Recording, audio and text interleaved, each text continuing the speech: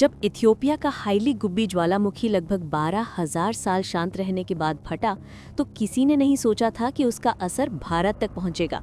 लेकिन कुछ ही घंटों में मोटे राख के बादल लाल सागर को पार करते हुए अरब प्रायद्वीप के पास से गुजरते हुए लगभग 130 किलोमीटर प्रति घंटे की रफ्तार से भारतीय उपमहाद्वीप की ओर बढ़ने लगे।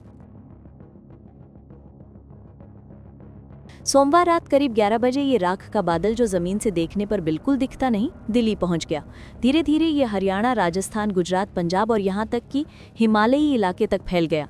इसके कारण कई उड़ानें देर से चली या रद्द कर दी गईं, क्योंकि विमानन अधिकारी उस चीज़ से बचाने में जुट गए थे जिसे पायलट सबसे ज़्यादा डरते हैं, लेकिन जैसे वो देख नहीं सकते, ज्वालामुखी की राख।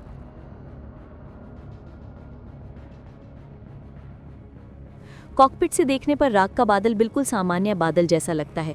कोई अलग रंग नहीं, कोई गंध नहीं, कोई चेतावनी नहीं। कई पायलट इसे साधारण बादल समझकर इसके अंदर उड़ चुके हैं और कई मुश्किल से बच पाए हैं। ऐसा क्यों? क्योंकि ज्वालामुखी की राख घर की आग की राख जैसी नर्म नहीं होती। ये हवा में तैरते हुए बेहद छोटे छोटे कांच और पत्थर के कणों का तूफान होती है। हर कण तीखे किनारों वाला होता है, 2 मिलीमीटर से भी छोटा, लेकिन इतना नुकीला कि वो जेट इंजन के अंदर तक पहुंचकर नुकसान कर सकता है। जब ज्वालामुखी फटता है तो पिघला हुआ पत्थर बहुत तेज तापमान में हवा में उछलता है। ये पत्थर झटके से ठंडा होकर लाखों छोटे छोटे तेज धार वाले टुकड़ों में बदल जाता है।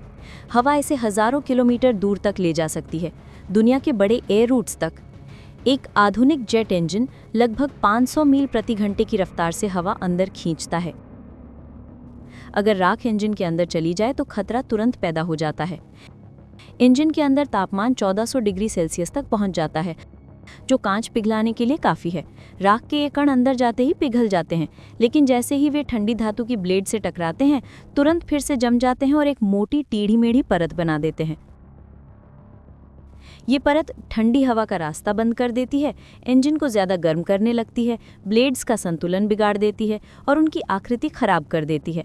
फिर वो पल आता है जिससे हर पायलट डरता है। इंजन रुक जाता है, विमान अचानक एक शांत बेआवाज ग्लाइडर बन जाता है। इसका कोई त्वरित इलाज नहीं, कोई बटन नहीं जिसे दबाकर ठीक किया जा सके। एक ही तरीका है, नीचे उतरना। पायलट को तेजी से राख के बादल से नीचे उतरना पड़ता है ताकि इंजन ठंडा हो सके। जब इंजन काफ़ी ठंडा हो जाता है तो जमी हुई राख दोबारा टूटकर गिरने लगती है और साफ हवा में इंजन फिर से शुरू होने की संभावना बनती है। ये सब कुछ मिनटों में होता है, लेकिन लोगों को ये घंटों जैसा लगता है।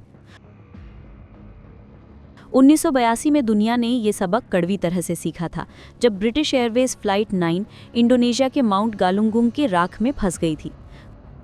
कुछ ही पलों में चारों इंजन बंद हो गए। विमान 25,000 फीट नीचे बिना इंजन के ग्लाइड करता हुआ समुद्र की ओर उतरने लगा। सिर्फ 8,000 फीट बाकी रह गए थे, तभी एक इंजन शुरू हुआ, फिर दूसरा और फिर सभी चारों engine.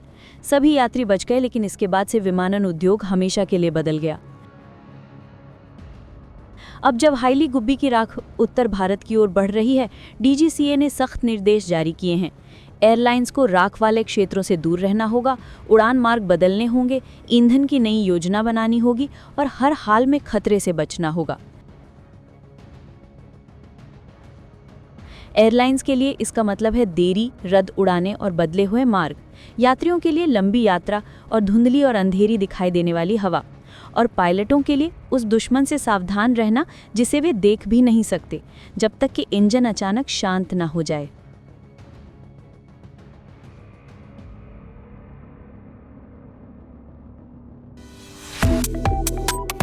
Subscribe to One India and never miss an update.